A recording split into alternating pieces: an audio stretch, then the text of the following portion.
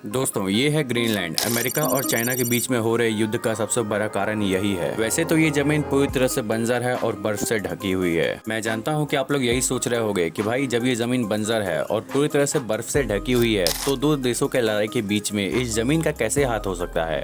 तो देखो, ग्रीनलैंड के बर्फ की चादरों के नीचे अमेरिका के सैटेलाइट ने कुछ ऐसा चीज ढूंढ लिया है जिससे अमेरिका और भी ज्यादा पावरफुल हो सकता है। उस चीज को पा लेने के बाद अमेरिका इतना ज्यादा पावरफुल हो जाएगा कि उसे कोई भी देश नहीं हरा सकता। तो अब यहाँ पे सवाल ये आता है कि वो चीज क्या है जो अमेरिका को पावरफुल इतना बना सकता है। वैसे आपने एक चीज बहुत टाइम से नोटिस किया होगा कि ज्यादातर यूट्यूब इंस्टाग्राम के रील्स पर चाइनीज मैन्युफैक्चरिंग के रील्स बहुत ज्यादा शो हो रहे हैं। अब आप लोग को लग रहा होगा कि ये सब कोइंसिडेंस भी हो सकते हैं, पर ऐसा नहीं है। चाइनीज रील का बार बार शो होना ये चाइना का एक बहुत बड़ा सोचा समझा हुआ प्लान है जिससे वो भारत के इकोनॉमिक को तबाह कर देगा, बर्बाद कर देगा। पर लेकिन यहाँ सवाल ये आता है कि आखिर ऐसा क्यों। और आज की इस वीडियो में हम लोग ये भी जानेंगे कि आखिर क्यों रातों रात आईफोन्स की कंपनी ने मिलियंस ऑफ आईफोन प्रोडक्ट्स को इंडिया से एयरलिफ्ट करा लिया। आज की इस वीडियो में हम लोग ये भी जानेंगे कि कैसे पूरी दुनिया में चलने वाले इकोनॉमिकल वॉर के पीछे इस ग्रीनलैंड का हाथ है। तो चलिए बिना किसी देरी के हम लोग अपने वीडियो को शुरू करते हैं।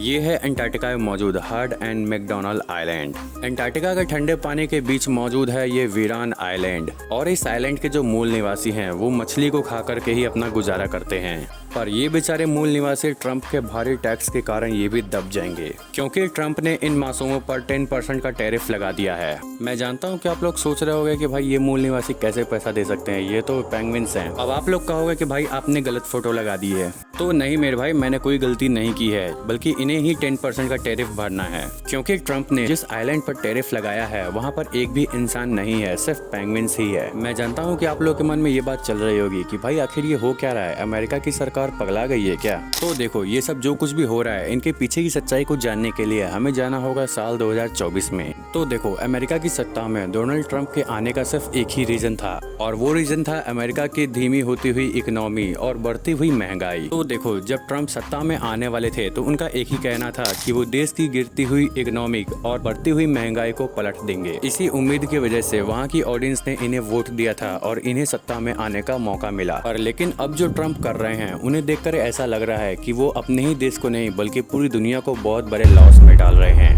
वैसे ये बात तो हम सभी लोग जानते हैं कि ट्रंप के कदम कितने शुभ हैं, क्योंकि जैसे ही ट्रंप सत्ता में आए तभी उनकी सरकार ने एक नोटिस जारी किया जिसमें बताया गया है कि 1.2 ट्रिलियन डॉलर का नुकसान हुआ है। वैसे इस नुकसान से वहाँ की ऑडियंस या वहाँ की इकोनॉमी को कोई फर्क नहीं पड़ने वाला था क्योंकि उनके लिए ये नुकसान बहुत ही आम बात थी, क्योंकि पहले भी जब भी अमेरिका लॉस में जाता था तो उस लॉस की भरपाई हथियार बेचकर कर लिया जाता था। वैसे अमेरिका बहुत पहले से ही अलग अलग देशों को हथियार देता आया है, खास तौर पे एशिया और मिडिल ईस्ट को। वैसे अब इन चीजों का कोई फायदा नहीं है क्योंकि अब ज्यादातर देशों ने अपना खुद का हथियार बनाना शुरू कर दिया है, तो इसलिए अब कोई भी देश अमेरिका पर निर्भर नहीं है। अब इन चीजों को देखते हुए ट्रंप ने भी एक फैसला ले लिया है कि उन्होंने अपने देश पर आने वाले सारे ट्रांसपोर्ट पर टैक्स लगा दिया है, जिसे आमतौर की भाषा पर टैरिफ कहा जाता है। जनवरी 2025 में अमेरिका ने एक नोटिस जारी किया है जिसमें उन्होंने बताया है कि अलग अलग देशों से आने वाले पार्सल्स पे 10% का टैक्स लगेगा। तो अब देखो, यहाँ पर चीजें थोड़ी सी बदल जाती हैं क्योंकि अमेरिका ने जो टैक्स लगाया था वो चाइना के लिए कुछ ज्यादा ही खास था, क्योंकि अमेरिका ने चाइना पर 104% का टैक्स लगा दिया था और इस टैक्स के कारण ग्लोबल मार्केट पे बहुत बड़ा असर पड़ा। शेयर मार्केट भी तुरंत डाउन हो गया, जिसके कारण चीन, जापान, भारत और यूरोप के इन्वेस्टर्स बहुत ज्यादा चिंता में आ गए। लेकिन किसी भी देश ने अमेरिका के इस कदम का जवाब तुरंत नहीं दिया। अब इसकी वजह ये नहीं है कि कोई भी देश कदम नहीं उठाना चाहता, बल्कि असली वजह है अमेरिका की इकोनॉमिकल पावर, क्योंकि अमेरिका के पास एक ऐसा हथियार है जो बिना किसी गोले बम के किसी भी देश की इकोनॉमी को गिरा सकता है, और वो हथियार है इकोनॉमिक सैंक्शन। दरअसल अमेरिका इन हथियारों का यूज पहले भी अलग अलग देशों के ऊपर कर चुका है और उन देशों का नाम है ईरान, अफगानिस्तान, नॉर्थ कोरिया और रूस। और इस प्रतिबंधी के बाद रूस और ईरान की इकोनॉमिक लगभग बर्बाद हो ही चुकी थी। तो देखो, ये बात तो हर कोई जानता है कि अमेरिका गलत है, लेकिन अगर किसी ने भी अमेरिका से पंगा लेने की कोशिश की तो फिर इसका ये मतलब है कि उस देश की आर्थिक बर्बादी शुरू। और जाहिर सी बात है कि ऐसा कोई सरकार नहीं चाहेगा। तो सभी देशों ने मिलकर शांति से बैठकर बात करने का ही रास्ता चुना, लेकिन सिर्फ सिर्फ एक देश को छोड़कर, और वो देश था चीन। फरवरी 2025 में चीन ने अमेरिका की बातों का जवाब देते हुए अमेरिका के $80 बिलियन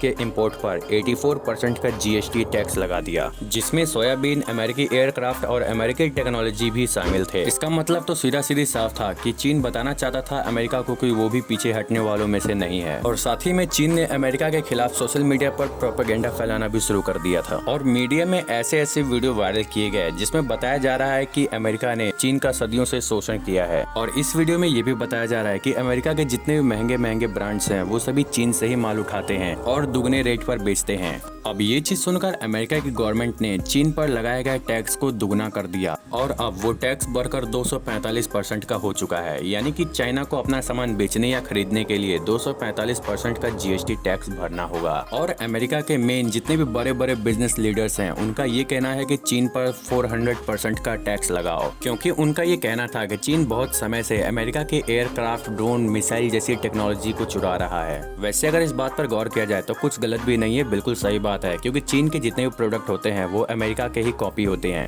अब देखो, अमेरिका ने जो चीन के ऊपर भारी टैक्स लगाया है तो इसका असर सिर्फ चीन पर ही नहीं बल्कि इंडिया पर भी हुआ है, क्योंकि इंडिया में ऐसी वीडियो वायरल होने के कारण सभी को ये लगने लगा कि अब सामान बहुत ज्यादा सस्ता हो गया है, अब चीन से ही माल उठाना चाहिए। लेकिन ये चीज किसी ने भी नहीं सोचा कि ये चीन की सोची समझी हुई साजिश है, क्योंकि वो भारत के इकोनॉमी को डिस्ट्रॉय करना चाहता है। तो अब देखो, आप लोगों के सामने ये जो वीडियोस आए हैं ये कोई नॉर्मल वीडियोस नहीं है, ये बल्कि अमेरिका के महंगे ब्रांड्स के वीडियोस हैं जिन्हें एक्सपोज किया जा रहा है, और इसमें बताया जा रहा है इनकी असली कीमत। और इस वीडियो में ये भी बताया जा रहा है कि आईफोन्स, एडिडास और नाइका जैसे महंगे ब्रांड्स के प्रोडक्ट को अमेरिका किस रेट पर बेचता है। जैसे कि आईफोन्स अमेरिका में $1200 में मिलता है, यानी कि तकरीबन 1 लाख रुपए में, और वही चाइना में आईफोन्स $200 में मिल जाता है, यानी कि तकरीबन 16,000 रुपए में। और वही नाइका के जो स्पोर्ट्स शूज हैं वो अमेरिका में $200 में मिल जाते हैं, यानी कि तकरीबन 16,000 रुपए में। और वही चाइना में नाइका के स्पोर्ट्स शूज $20 में ही मिल जाते हैं, यानी कि तकरीबन 1600 रुपए में। और देखो, ऐसे वीडियोस ज्यादातर टिकटॉक पर वायरल जा रहे थे, और ये टिकटॉक की डोर तो चाइना के ही हाथ में थी।